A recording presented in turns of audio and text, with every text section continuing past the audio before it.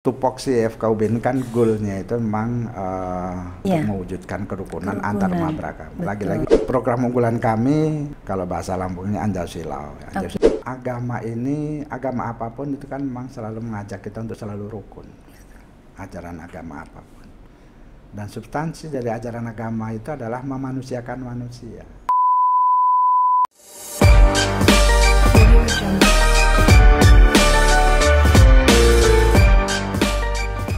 Bismillahirrahmanirrahim. Assalamualaikum warahmatullahi wabarakatuh. Salam, namo buddhaya, om swastiastu, salam kebajikan, salam sejahtera bagi kita sekalian. Tabi pun. Ya pun. Sahabat religi, jumpa lagi bersama dengan saya Alifa Anas dalam podcast kantor wilayah Kementerian Agama Provinsi Lampung. Ngopi, ngobrol seru penuh inspirasi.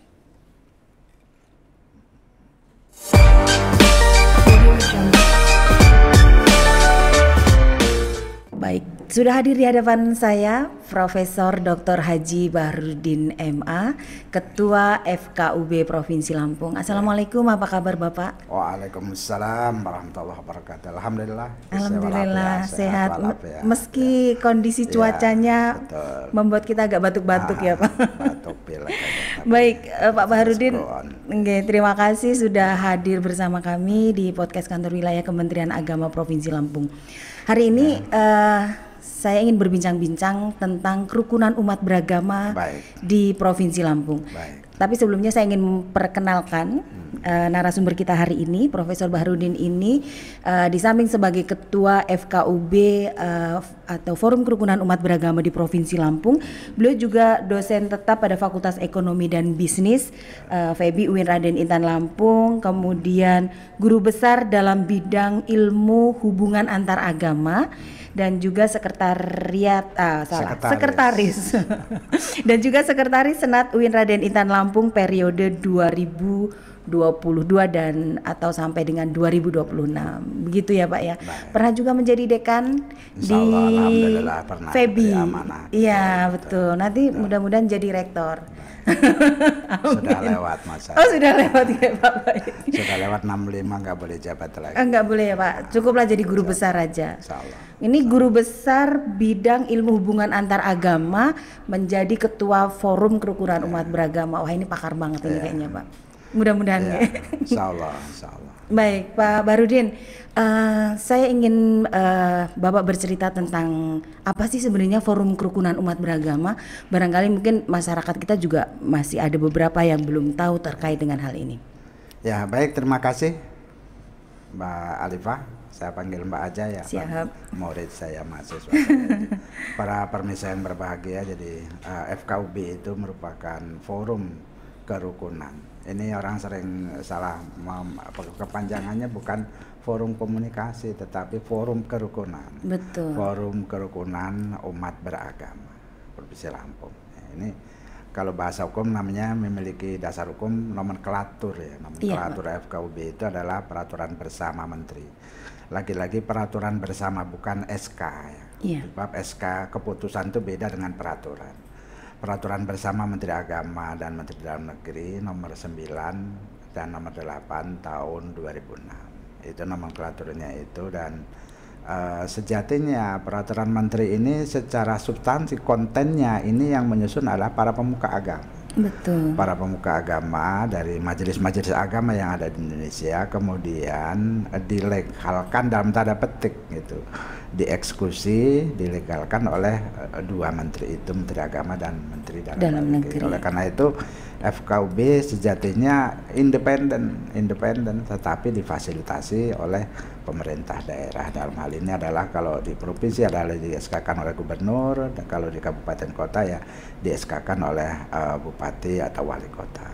Baik, artinya FKUB ini lembaga yang dibentuk oleh pemerintah, oleh masyarakat, oleh masyarakat, difasilitasi oleh pemerintah. Dan karenanya lagi-lagi independen. Betul. Kepala daerah sejatinya tidak boleh intervensi terhadap kebijakan, terhadap struktur apapun dari FKUB, kan memang dia dibentuk oleh masyarakat. Tapi harus memfasilitasi. Harus memfasilitasi di situ. Ya. Baik. Nah fasilitasi ini apa argumentasinya? mengikuti semangat otonomi daerah. Betul. Ketika kita pasca reformasi di Indonesia ini, kemudian ada otonomi daerah yang diperkuat, maka tentang fasilitas keuangan penganggaran itu ada di pemerintah daerah. Itu situ. Karenanya FKUB ada di situ.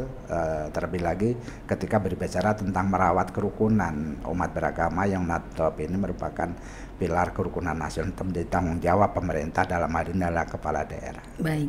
Sejak tahun berapa Prof menjadi ketua FKUB Provinsi Lampung? Ya, alhamdulillah saya diberi kesempatan oleh Allah untuk menjadi salah seorang pendiri ya di FKUB. Dari peraturan bersama itu muncul 2006. Kemudian di Lampung dibentuk tahun 2007. Tidak lama setelah PBM itu keluar, dan Lampung merupakan provinsi yang ketiga di Sumatera ini untuk membentuk FKUB. Jadi saya ada di situ sejak 2007, kemudian sampai sejak FKUB pertama dibentuk di Lampung. Dibentuk, saya waktu itu wakil ketua selama 3 tahun, kemudian berikutnya 5 tahun jadi ketua, kemudian saya atret, tidak aktif betul. Atret itu mundur nggak Prof? Mundur. Tadinya di depan ketua, kemudian saya atret sedikit wakil ketua, tetap membackup tetapi tidak di depan langsung. Kemudian 2010-15, 2015-20 saya istirahat, kemudian 2021 teman-teman minta lagi sampai dengan 2025 yang kan. Kita ambil yang baru-baru aja. Sejak dari 2001 sampai dengan sekarang nih. Kira-kira program kegiatan Forum Kerukunan Umat Beragama itu seperti apa, Prof? Ya, memang tupoksi FKUB ini kan goalnya itu memang core-nya itu adalah, kalau istilah di fakultas kami bisnis, core bisnisnya adalah untuk mewujudkan kerukunan antar umat beragama. Lagi-lagi antar umat beragama. Kalau intern umat beragama itu tanggung jawab tupoksi dari masing-masing majelis agama.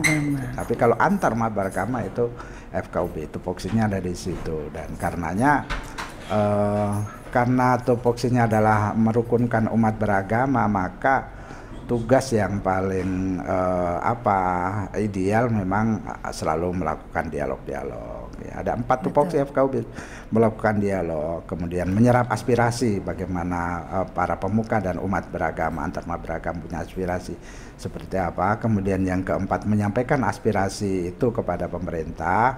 Kemudian yang kelima, melakukan sosialisasi peraturan perundang-undangan yang terkait dengan kerukunan umat beragama. Ada 4 tupoksi itu.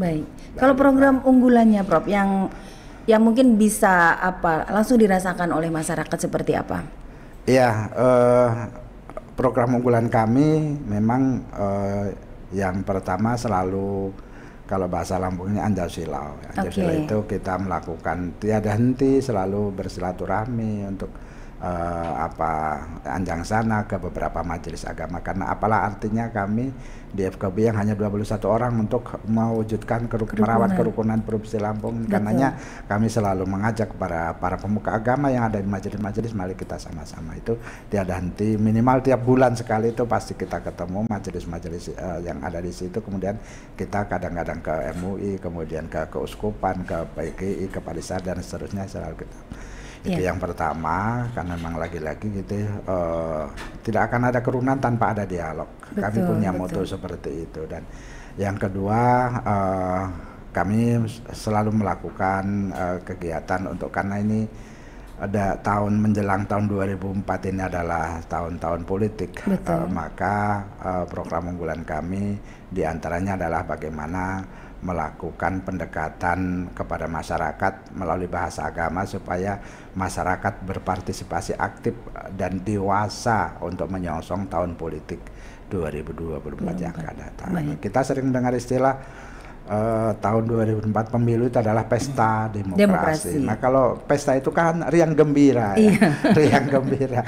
Masa pesta kemudian berantem, tidak elok lah. Makanya kita selalu ngajak bagaimana kita menyongsong dan menyikapi pemilu itu secara dewasa dan dengan riang gembira. Teknisnya ada beberapa, diantaranya kami melakukan untuk ini.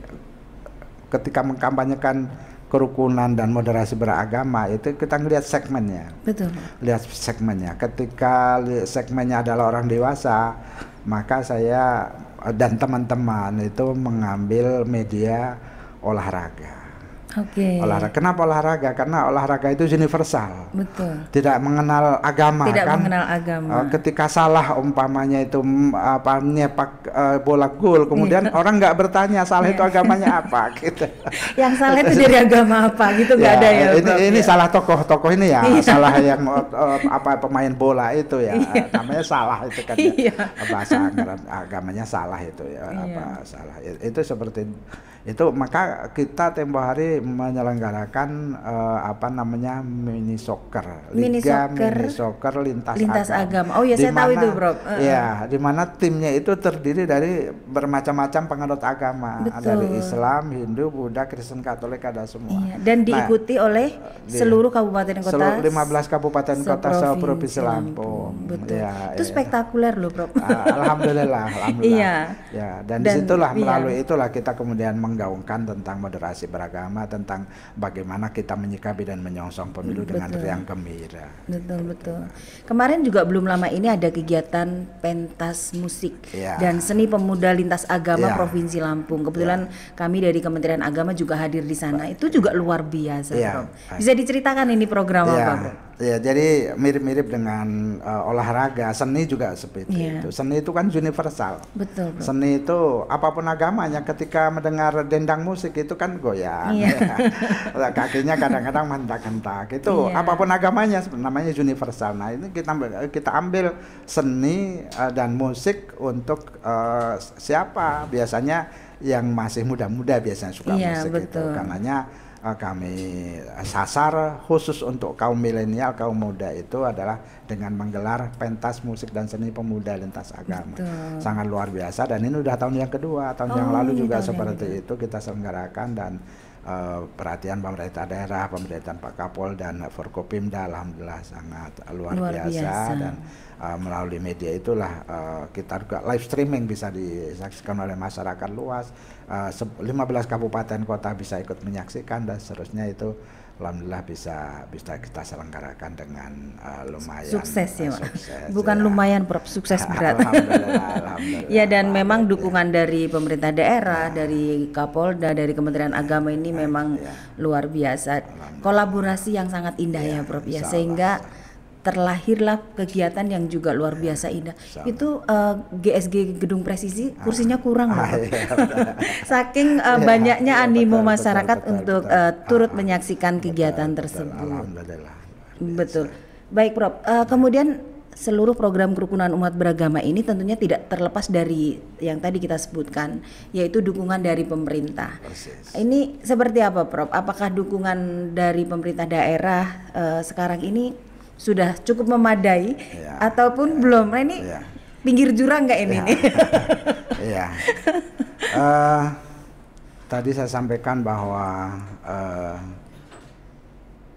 FKUB ini dibentuk oleh masyarakat, kemudian difasilitasi oleh pemerintah, dalam hal ini Kementerian Agama dan Kementerian Dalam Negeri. Kita tiap tahun dapat fasilitas pendanaan dari Kementerian Agama, kemudian juga dapat atas beban, kalau bahasa dalam peraturan bersama menteri, atas beban APBD. Betul. Itu kita alhamdulillah ada. Saya tidak mau bicara tentang jumlah. Ya nggak usah, Pak. Nanti saya minta. Kata orang itu pamali. Pamali, betul. Tapi kami punya prinsip begini, Mbak Alifa. Kami akan mengikuti irama gendang. Artinya ketika fasilitasi lumayan, ya kita kemudian mengikuti fasilitas itu. Tapi kalau seandainya ada keterbatasan, ya itulah yang kita manfaatkan. Jadi kami tidak pernah menghibah, kami tidak pernah meminta-minta, apalagi merengek-rengek. Itu pantang bagi saya. Ajak kepada pemuka agama, jangan sampai marwah pemuka agama itu down atau turun hanya karena persoalan kemudian kita masalah finansial, masalah anggaran. Baik, Prof, menariknya apa sih, Prof, di FKUB ini bergaul dengan tokoh-tokoh lintas agama? Tentunya ini bukan hal yang mudah karena masing-masing mempunyai basic karakter yang berbeda-beda. Supaya tetap bisa harmonis, tetap rukun, itu seperti apa, Prof? Di atasnya dulu deh.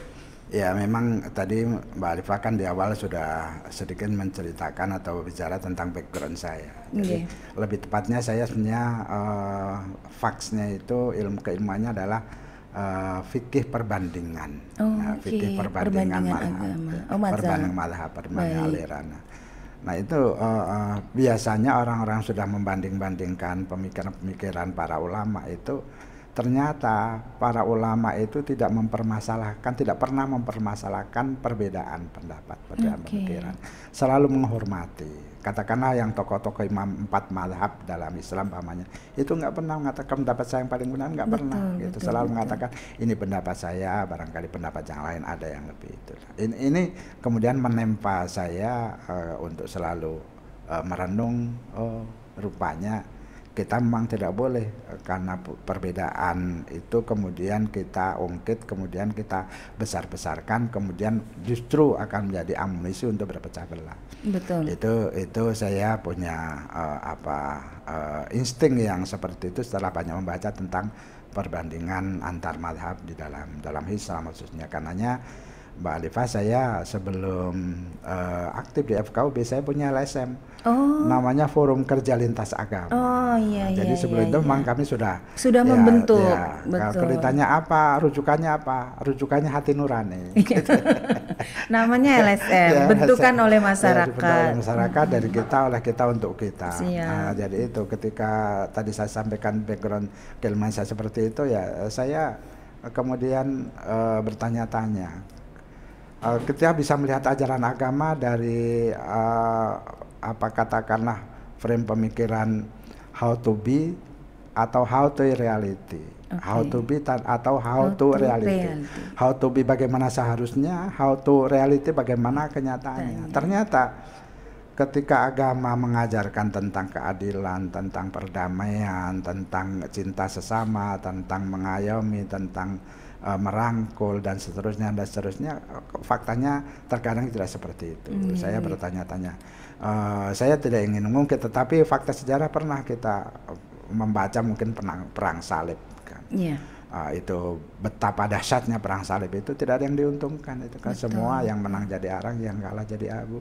Di Indonesia juga seperti itu, kita pernah punya kenangan pahit ya di Poso umpamanya. Tidak ada yang diuntungkan, yang menang jadi arang, yang kalah jadi abu dan seterusnya seperti itu. Saya ketika melihat fakta-fakta seperti itu, saya punya pemikiran kita tidak bisa diam. Harus mengajak kepada seluruh umat beragama untuk kita tidak usah mencari titik perbedaan. Mari kita cari titik temu. Nah, itu Mbak Alifah. Tapi kalau saya lihat itu Prof, di FKUB Provinsi Lampung itu banyak tokoh-tokoh lintas agama yang ketika ada di dalam satu meja, ada di dalam satu forum tuh justru bercandanya lucu-lucu, Prof. Artinya memang sudah ada kesepahaman antar satu sama lain gitu. Bahkan ketika misalnya Profesor pernah bercanda, Tuhan yang paling jauh itu Tuhannya umat Islam. Karena harus pakai speaker ketika mau memanggil umatnya gitu dan lain sebagainya. Itu sudah tidak ada lagi ketersinggungan gitu. Persis. Bahkan teman saya yang dari umat Katolik, Romo Roy, saya sebutkan aja umpamanya, saya kalau toh dimarah oleh Pak Kiai Badrudin, saya akan diam saja karena ketika saya dimarah pasti saya kurang benar gitu. Seperti itu. Betul. Memang itu sudah akrabnya. Betul, sudah terjalin hubungan yang baik gitu. Mudah-mudahan yang hubungan yang baik di tingkat elit ini juga di grassroots-nya sama Prof. Persis. Harapan kita bersama tentu Mbak Alifah. Baik, Profesor, 2 tahun terakhir Provinsi Lampung itu cukup viral dengan adanya beberapa kasus kerukunan khususnya tentang pendirian rumah ibadah gitu. Nah, pandangan Profesor sendiri selaku ketua FKUB ini seperti apa? Ya, memang saya punya pemikiran bahwa sejatinya secara prinsip ya orang beribadah itu memang hak asasi yang paling asasi itu beribadah itu. Tapi yang jadi problem memang bahwa ketika kita beribadah maka juga terkait juga dengan interaksi. Betul.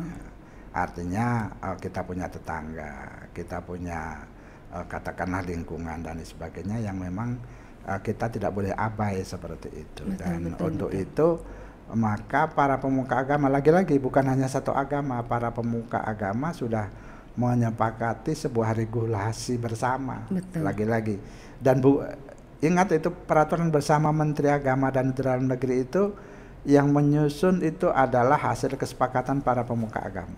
Membuat regulasi tentang bagaimana rumah ibadah itu seharusnya didirikan. Itu sudah ada regulasinya, ya. Rumah ibadah itu didirikan kalau menurut peraturan bersama menteri atas kebutuhan yang nyata dan sungguh-sungguh, ya. Atas kebutuhan nyata dan sungguh-sungguh. Artinya apa? Jangan sampai ada orang berlomba-lomba mendirikan rumah ibadah. Betul. Berlomba-lomba seperti apa? Contohnya karena pengurus masjid atau pengurus gereja komplit kemudian mendirikan gereja. Iya. Nah, itu ya atau masjid itu yang namanya bukan karena kebutuhan yang nyata dan sungguh-sungguh. Nah, regulasi yang ada sejatinya adalah untuk mengatur relasi tadi itu. Baik. Saya kasih contoh begini, Mbak Alif. Ada aturan kalau mau mendirikan rumah ibadah, ya ada jumlah pengguna yang ditentukan. Gitu. Kemudian ada dukungan masyarakat sekitar. Itu oleh para penyusun peraturan itu, mereka yang paham tentang ilmu sosiologi. Betul. Itu bagaimana kalau sebuah rumah ibadah kemudian pengurusnya nggak kenal sama masyarakat sekitar. Betul. Atau jamaahnya hanya sedikit misalnya. Iya, hanya sedikit itu seperti itu. Kalau nggak kenal dengan masyarakat sekitar kan ya kurang elok gitu. Itulah makanya kemudian bukan minta izin sejatinya tetapi dukungan. Nah, dukungan itu kalau dalam bahasa kita kan kula nuwun pamit, kami mohon maaf kami mau mendirikan rumah ibadah begini. Sejatinya di sana.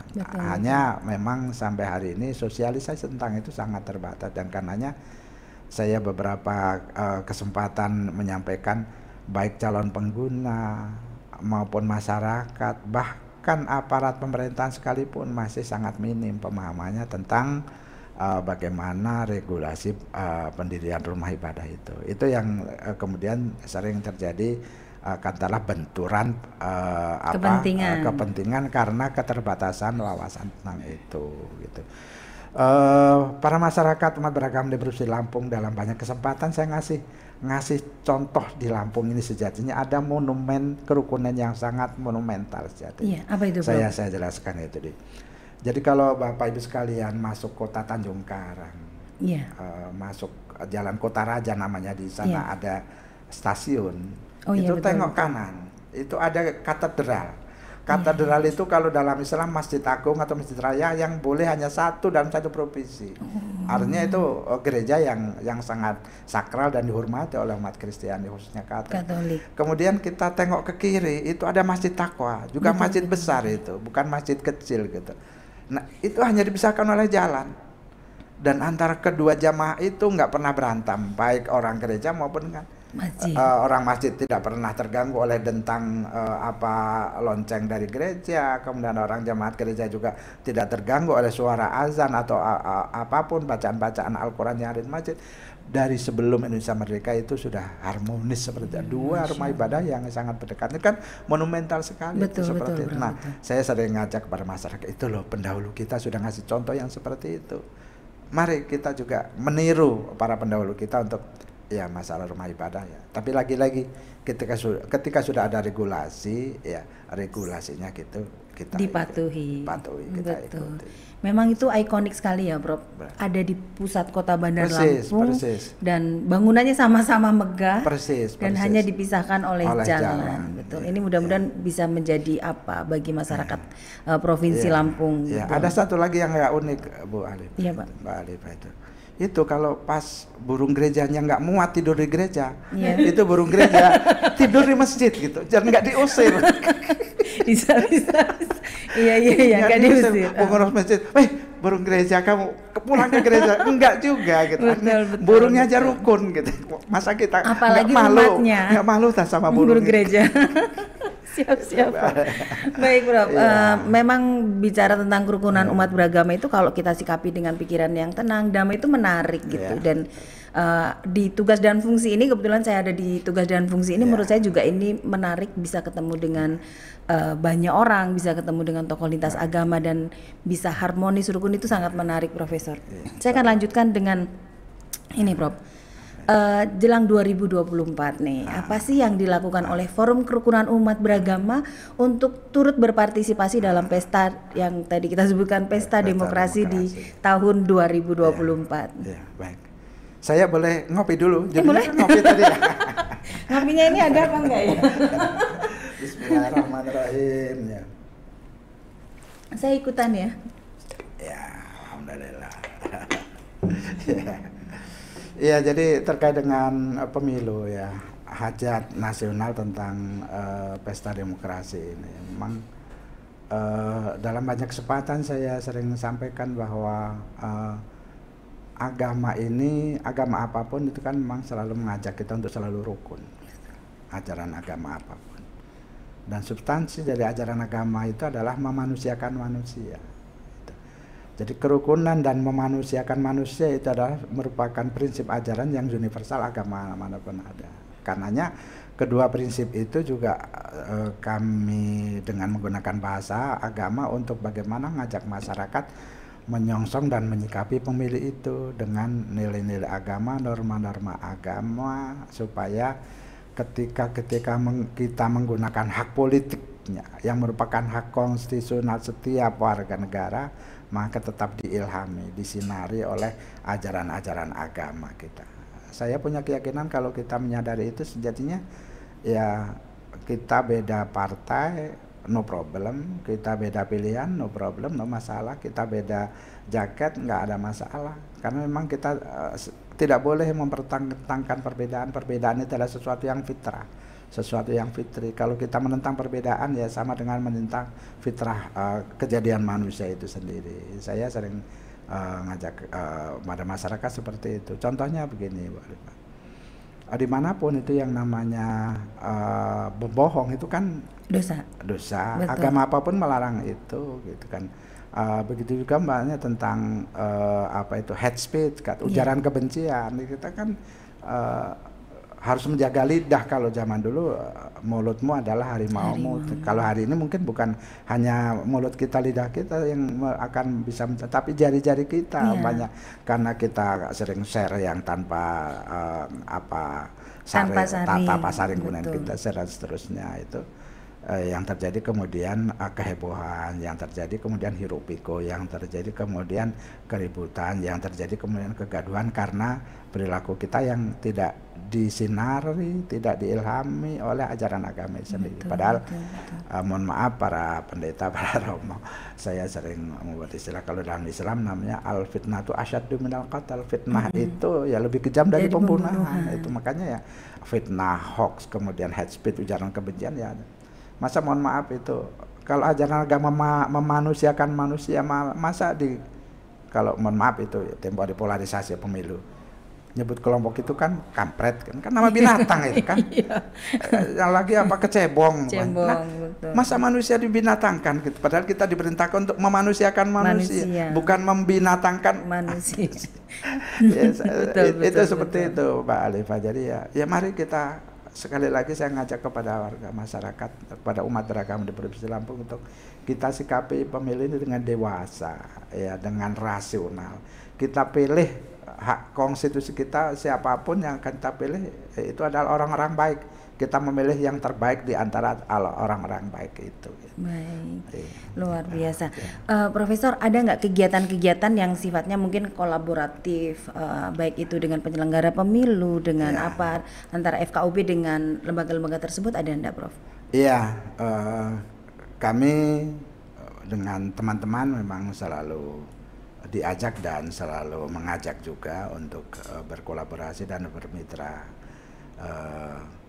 Setiap ada kegiatan KPU Bawaslu selalu mengajak FKUB, bahkan ada MOU-nya. Ada MOU juga. Ada MOU dengan FKUB untuk keterlibatan para pemuka agama yang ada di situ. Hampir tidak ada kegiatan yang tidak mengundang kami, tidak melibatkan kami itu.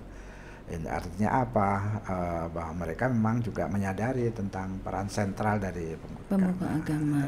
Saya ambil contoh umpamanya di kalangan majelis-majelis agama itu jemaatnya kan ngikut apa kata pendetanya, romonya, atau ustadz kiainya. Kata kiainya harus begini, mereka ngikut samina wa ta'ala. Misalnya para pemuka agama ini merupakan simpul, merupakan password dari aktivitas sosial.